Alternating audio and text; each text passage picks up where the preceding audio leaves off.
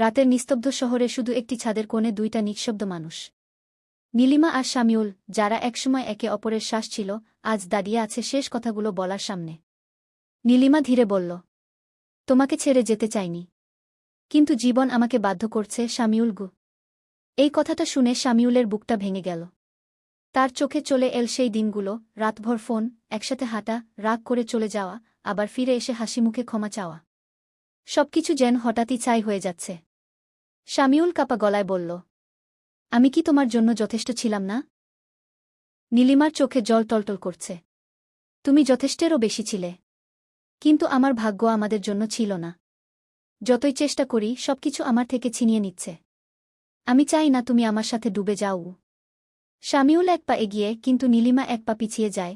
এই এক পা পিছনোটাই যেন পুরো পৃথিবীকে দূরে সরিয়ে দিল। বাতাসে ঠান্ডা হাওয়া বইল।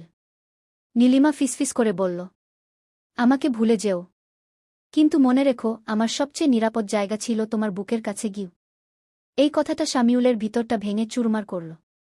সে শুধু বলল, তুমি গেলে আমি আর কার কাছে হাসব নীলিমা? নীলিমা আর তাকাতে পারল না। চোখের জল ঝরে পড়তে লাগল পাথরের ছাদে।